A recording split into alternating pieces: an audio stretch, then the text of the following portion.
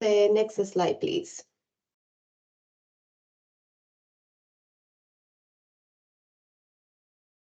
All right, so this is the agenda of what we're going to be talking today about. So we're going to be talking a little bit about the timeline for this RFQ, some background information that you will learn about this RFQ, some highlights, who can apply, what does the RFQ fund, who is receiving these services, who is our priority and focus population, some examples of the performance measures that we hopefully will have.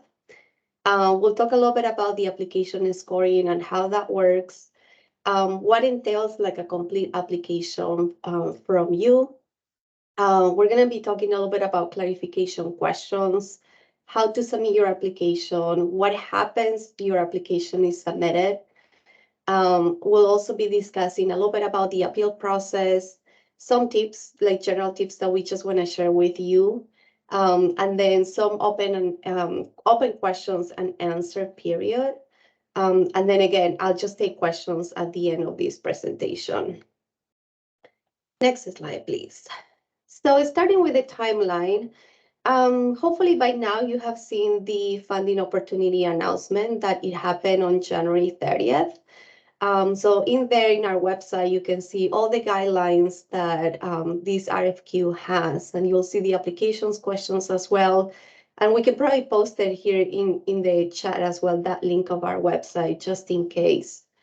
So we also are having this only information session today. And again, this is going to be posted in our website, so you can refresh your minds at any point with this. We're taking questions. So we started taking questions as soon as we made the announcement on January 30th, and you have until February 27th for any questions about this RFQ. I will talk a little bit more about the process, how that will look like. The application deadline is for Friday, March 10th at 12 p.m. And we will also talk about a little bit of restrictions on that, but just keep in mind that that's the most important day. March 10th is the deadline to receive these applications. The clarification questions from your proposals that I'm going to talk a little bit more in detail about that as well is going to be the week of April 10th.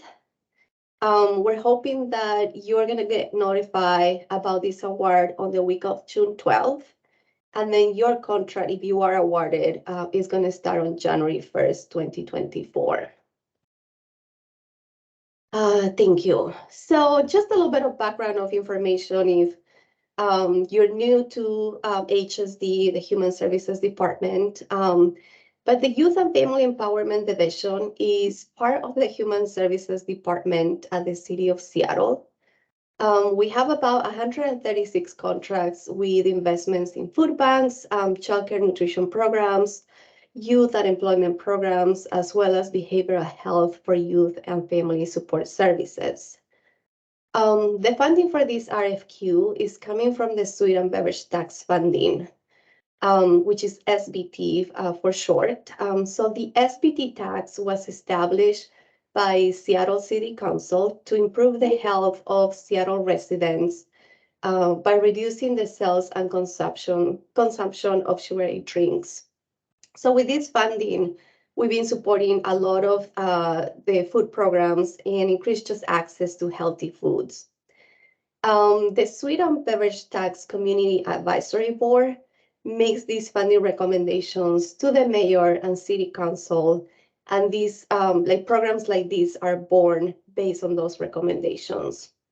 So you're welcome to click on the link about this ordinance from SBT funding, or just like the link that is right below for the Tax Community Advisory Board, so then you can see their progress and their work that they have been doing so far.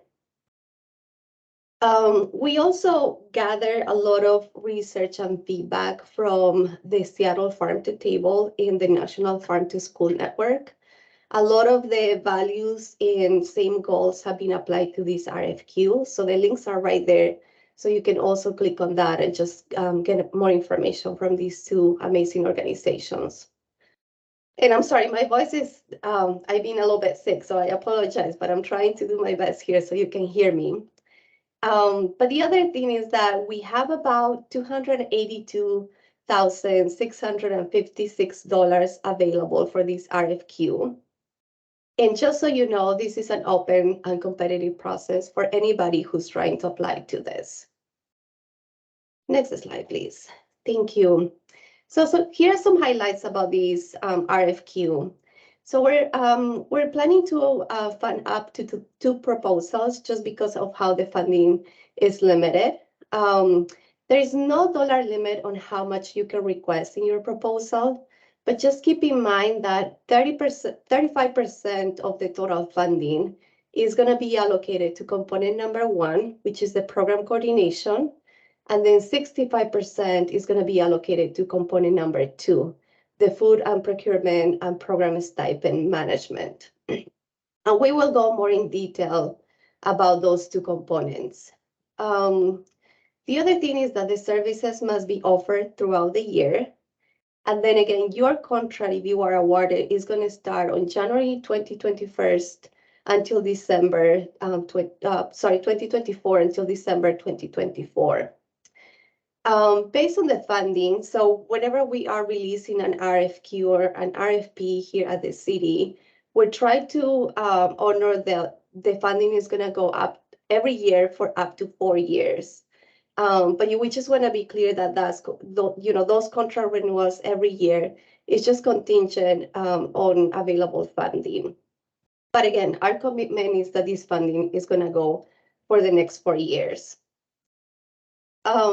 The other highlight is that each applicant is limited to one proposal.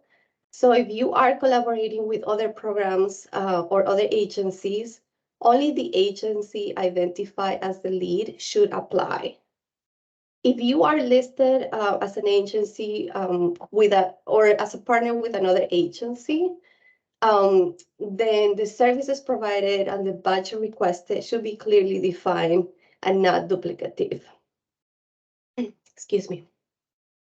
And then just to let you know, if you are funded with this award, you will be participating in a community-based evaluation design that is going to be designed by the program participants, all the stakeholders through our community-based evaluator. Next slide, please. So who can apply to this RFQ? And I'm not going to read through this whole slide. You can actually click on the link here that it says HSD agency minimum eligibility requirements, but there is more details on that. So just some highlights about this. If you are an applicant that has a Washington State business license and a Seattle business license, then you are eligible to apply for this funding. If you have a federal tax ID number or employer identification number, you are also eligible. If you have a private nonprofit status, which is the 501c3 tax exempt status, you can also apply for the funding. If you're an agency federally recognized or Washington State recognized Indian tribe, you are eligible, as well as any public corporation or other legal entity, you are eligible to apply. And if you are a limited liability company as well. If you don't have any of these status or permits, but you are using a fiscal sponsor, you are also welcome to apply to this funding. Next slide, please. Thank you. So what is this RFQ funding? The Farm to Preschool Program Coordination and Food Procurement RFQ is established to increase food access for low-income and BIPOC children and families who are part of the Seattle Preschool Program. And this is through two components that we have established. So the first component is the program coordination. The agency who's awarded with this will be providing leadership and coordination to partner organizations as part of the Seattle Preschool Program. So that includes nutrition education providers, family food bag providers, the preschool participating in this program and increasing those relationships, that communication, coordinating program logistics, and just support the data and collection of this strategic planning. The second part, or the component number 2, is the food procurement program stipend management. So the agency who's going to be awarded to this is going to be assisting the preschool sites in procuring local, culturally relevant food from regional farmers with a focus of BIPOC, immigrant, and refugee, women, LGBT, and tribal-owned farms.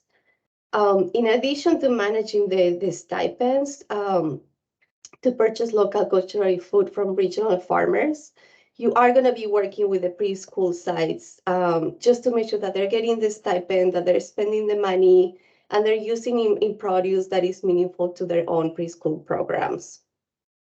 So we have about 50 participating preschool site programs this year.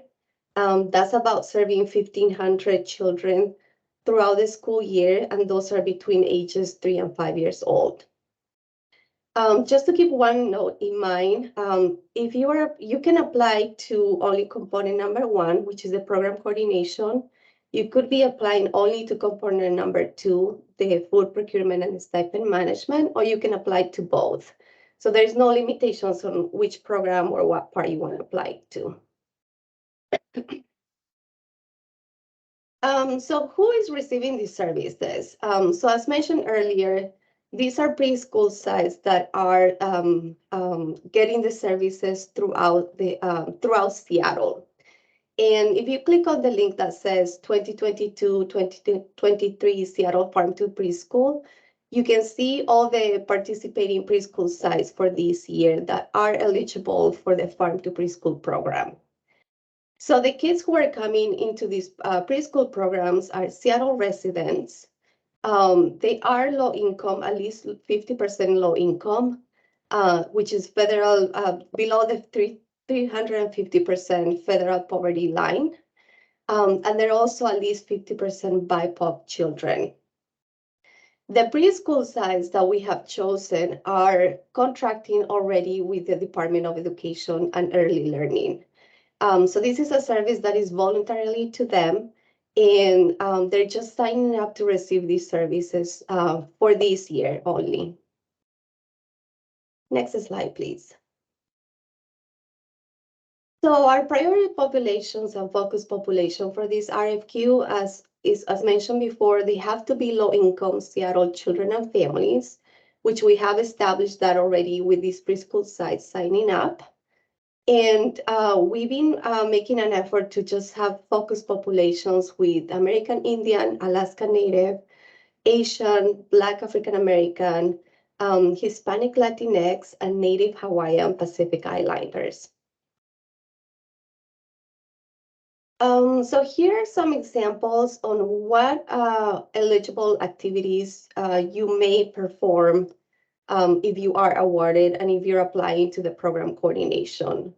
So one of the main roles is going to be facilitate meetings with a group of stakeholders, build relationships, increase communication, coordinate the program logistics, and just conduct the whole strategic planning for this program. As mentioned earlier too, we're going to be needing support on collecting data and partnering with our program evaluator just to get those performance measures for this program. And the last piece, or another example, is just to maintain relationships with the Human Services Department and the Department of Early Learning and Education. The examples for component number 2, the food procurement and program stipend, is, again, we're going to be assisting these preschool sites in ordering food from local farmers, delivering the food to these preschool programs, connecting these programs with local farmers for learning opportunities. And our department is really making an effort to focus and improve local economic opportunities to Washington state farmers, specifically those who are owned and operated by farmers of color immigrant refugees, women, LGBT, and tribal-owned farmers. And again, you're going to be managing those stipends for all these preschool sites, just to make sure that they are getting the produce that they want to and is culturally appropriate to their sites. So some of the performance measures, you can actually find it in the theory of change, which is the link right here. Some of the activities we already talked about, but definitely you can find a lot more information about how did we come to these decisions, and the theory of change will explain more or less some of those performance measures that may go into your contract as we move into those steps. Next slide. So this is how your application is going to be scored. So if you are applying to the program component number 1, which is the program coordination, it has 2 sections, which is the program description with 3 questions, and that is up to 30 points. Then we have the second section, which is the food justice and food equity, that also has 3 questions and is scored at 30 points. If you're applying to component number 2, which is the food procurement and stipend management, it also has 2 sections, the program description, 3 questions, and it's going to be scored up to 30 points. And the food and justice equity has 4 questions that is scored up 30 points. If you're applying to, one last piece here. If you're applying to the program coordination only, your limit of pages is 4. And then if you're applying to component number 2, is also 4 pages. Now we can move to the next slide, please.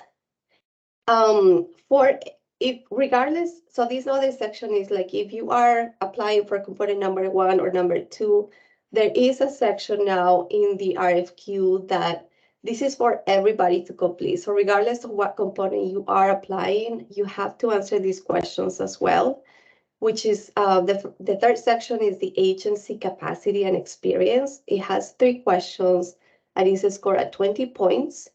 And then the fourth section is data and budget, which has 4 questions and is scored at 20 points. So again, this is the shared questions for anybody, regardless of what component you're applying to. And just a little bit of information down there below. If you're applying to component number 1 only, is scored up to 100%, and again, is 4-page limit. If you're applying to component number 2, is scored at 100 points, and then it's a 4-page limit. But if you're applying to both, then the total points that you can score is up to 160 points. And that's when you have 6-page limit because you are applying to both components. Next slide, please. So here is some information about what your application must include. So we have a complete and signed 2-page application cover, which is attachment number 2, and you will see that in the guidelines. We have to have your narrative response. Again, it's 4 pages for 1 component or 2, or a total of 6 pages if you're applying for both. We have to have your program budget, which is attachment number 3. And then we have to have your personal detail budget, which is attachment number 4. Please keep in mind that this is the program budget. So this is not your agency budget. This is just for your program, for the program budget and the personal detail budget of who's going to be working under this program. If you're a new organization, you need to be providing a startup timeline for each service. So depending if you're applying for 1 or 2 components, but we just need to see a startup timeline. You also need to be providing signed partnership letters or collaboration of letters of intent. And then if you are proposing to be a subcontractor with another agency, we need to see a signed letter of commitment from that organization's director or other authorized representative. And again, if you are applying with a fiscal sponsor, You also need to be providing a signed letter of agreement from that agency's director or other authorized representative. Next slide. Thank you. So normally in a RFQ and RFP here from our department, we tend to do interviews whenever we are releasing one of our investment processes. In this case, for this RFQ, we're not having any interviews, but in lieu of interviews, we're giving the opportunity for you to answer some of the questions that may be identified by the rating committee. So this is after you submit your application. The rating committee will get your application, read the proposal, and if they have any questions after that, that's when this is what will happen. So the questions can be only referred information on a budget, operations, or any inconsistencies in the application submitted. So once we receive those questions from the rating committee, the RFQ coordinator will reach out to you on the week of April 10th. And we're reaching out to that person who's identified as the agency primary contract in your cover sheet. So just make sure that is the right information so that we can get in touch with your agency. And we'll give you 3 business days for you to reply to those questions. And this is all by email. There's no need to come, or we're not going to come to your agency.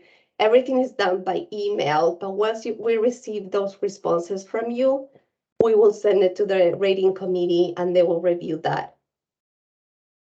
We're not receiving any late written responses because this is going to be part of your proposal. So just make sure that you're answering the question within 3 business days if you want to, right? This is completely optional. But again, it's going to be part of your proposal and it's going to be scored accordingly to that. Next slide, please. So how to submit your application? There is 2 ways that you can submit your applications, which could be through our online portal, which will go a little bit in the next slide, how that's going to look like. And then the other way is by email as well. So we're not taking any fax, mail, or in-person submissions. And we just want to make sure that HSD, that you know that HSD is not responsible for ensuring that applications are received by the deadline. So just keep in mind that please, it's March 10th by noon, because we're not taking any late applications. So the online portal link is right here, which is open right now. It was open since Monday, January 30th. You can upload your application in any of these formats, PDF, a doc, a Word document, or Excel document. And then you will get an automatic system as soon as we have your application. The system will send you like a confirmation email that we got it. If you're having any problems with this online system, you can contact Sola Plumcher, and her email is right here. And this is just for the technical assistance of submitting through our online portal. Excuse me. Next slide. Thank you. If you are submitting your application via email, this is the email that you need to submit it to. Please make sure that the subject heading says 2023 Farm to Preschool Program Coordination and Food Procurement RFQ. And the reason is because we have other investments going on at the same time. So we just want to make sure that you are applying to the right RFQ in this case. And again, once we get your application via email, you're also going to get a receipt of acknowledgement that we got it. Next slide, please. So what happens after you submit your application? As mentioned a little bit earlier, your application is going to be reviewed by a rating committee. This rating committee is a group of people who come, is community members. It could be city or county employees, but all of them, they do have some experience related to food and nutrition programs. So they'll come together, they'll review your proposal, and they will score it based on your written application. Again, once they are reviewing your application and they do have questions about your application, the funding coordinator will reach out to you just to clarify some more information if needed. So once the applications are reviewed, you submitted all those responses, the rating committee gets together again and they make funding recommendations on who's going to get funded and for how much. After they made their final recommendations, those go to our HSD director, and then our HSD director gives her approval, and that's when we, after that, we give the notification to agencies. After you receive your notification, we do have an appeal process that we'll talk a little bit more in the next slide. And then once the appeal process is closed, that's when we will do final notifications and post it in our website. So the appeal process, there's only 2 grounds on how you can appeal if you're not happy with the decision of the funding. So the first ground is if there was a violation of policies outlined in the funding process manual, and you can find that in our website. The funding process manual is public information, so you can find that in our website. But the other ground is if there was any violation of policies or failure to adhere to guidelines or published criteria and or procedures established in the funding opportunity. So the deadline to submit an appeal must be received within 4 business days from the date of your written award or denial status. Our HSD director will review that appeal process, and she will make a written decision within 4 business days as well. And her decision is final. We also want to let you know that no contracts will be executed until the appeal process has closed. So an appeal may not prevent HSD from issuing an interim contract from services to meet important client needs. But again, we can't move forward until that appeal process has been closed. So some of the tips, like general tips that we just wanted to share with everybody. Just please make sure that you are following the required format. All the format and specific guidelines is in the application itself. Just make sure that also you're answering every part of the question, because it is a long question and it has multiple parts. So just make sure that you're answering to those completely. We posted the rating criteria right next to the question and how much is going to be scored. So just make sure to review that so you know how raters are reviewing this and rating your proposal. Make sure that your budget is accurate. Double check your numbers. Again, your budget is only for your program, not the agency. And then we also attach a checklist, which is attachment number 1, that you can just check and just make sure that you are submitting all those documents. You don't need to submit the checklist, but it's just for your reference, just to make sure that your application is complete. We always say, start early, always allow enough time, because again, these questions are a little bit complicated in the sense that it has many parts, and you might need a multiple revisions, and hopefully somebody else can review your application. So you are getting on track of responding everything and make sure that everything is complete by the deadline. Next slide, please. So as mentioned at the beginning of this presentation, you have until February 27th by 4 p.m. to ask any questions about this RFQ. The questions are going to go to Janelle Jackson, who is here as our coworker, and her email is right here. So if you have any questions, please email her multiple times. It doesn't matter. We're going to be here until February 27th to respond any kind of questions.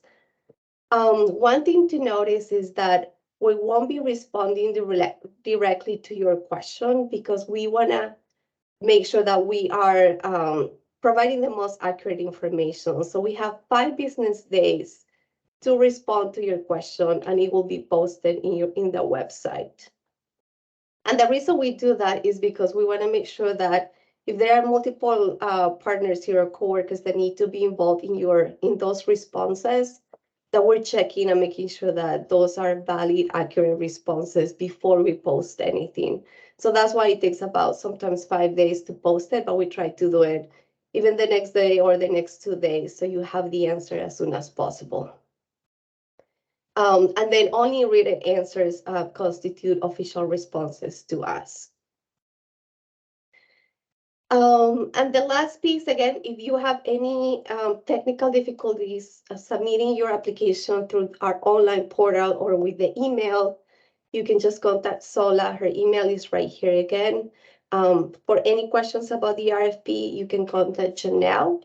So that's pretty much it. And the next slide is like, again, thanks for being here. We appreciate that you were part of this presentation. If you want, I'm taking questions now, but again, you have until February 27 to continue asking more, but we can open it up now to the floor and see if anybody else has questions now. Thank you.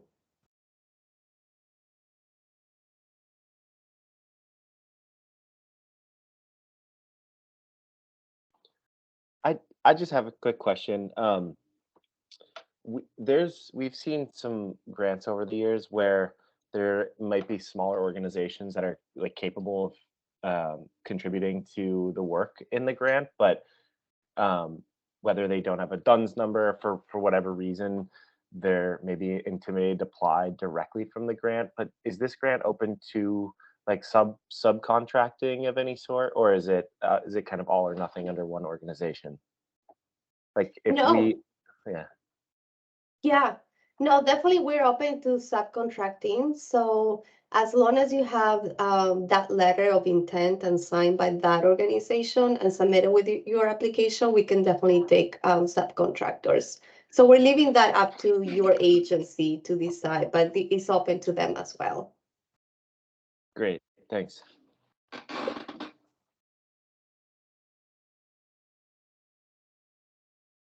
Pamela, I just have one clarifying point about the length of funding, and there is a possibility that the farm to preschool RFP becomes one large RFP instead of two separate RFPs and RFQs as it is now. Some of you may know that we did an RFP last year for the nutrition education and farm to family food bank components of this program.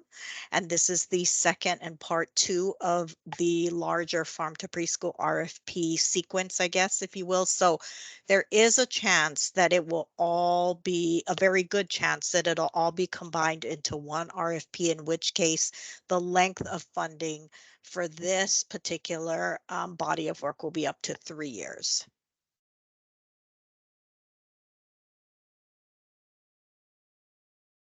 Thank you for that, Natalie. Sure. Any other questions? Anything else coming up? I just had some technical questions on the that if an agency is awarded, that HSD, I was just reading, it's one of the last pages in it, that HSD will request some particular financial documentation. Some of the things that are listed are sort of very specific to 501c3s, but one of them is a recent audit report. What if the agency has not been audited to have that report? What would be required in lieu of that? Yeah, that's a good question. And Natalie, I'm looking at you, but if you don't have an audit because you're a new entity, you can still apply. I know finance will have some other requirements for that, but it's not like a barrier for you not to apply. Definitely, we will work with you just to make sure that you are meeting the requirements that we need, but we again, completely understand that you are a new entity, so that should be fine. But Natalie, if you want to add anything else, please go for it. No, that's exactly right, Pamela. There are substitutions to the external audit. We'll talk to our audit team and note what those specific substitutions are and post that to the website. It's an audit question, so we'll make sure we get that posted. so we're clear and concrete.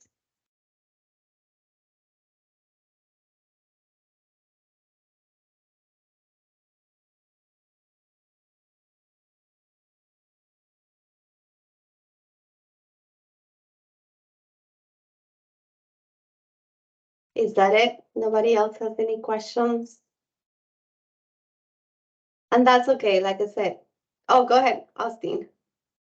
Oh, I was just gonna say thank you for all the helpful info. This is really helpful to get the process started. So Yeah, no thank you. problem. Thank you. And like I said, we will be here. Janelle is here to answer your questions since I'm going to be going on maternity leave. But you can definitely contact Janelle. And again, everything is going to be posted in our website as we go every 2-3 days. So just keep checking on that.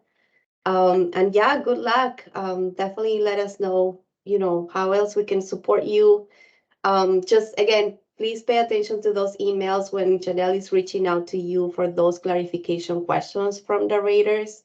Because that could get lost or, it's just such a quick turnaround time. So we just want to make sure that you are paying attention to that on the week of April 10th. But yeah, thank you. I appreciate that you're being here and just let us know as we move forward, anything else. Good luck, everyone. Good to see you. Thank you. Great to Thank see everyone. you. Thanks for Good your to time. see you. Bye-bye. Bye. Thanks everyone. Bye bye. Thank you.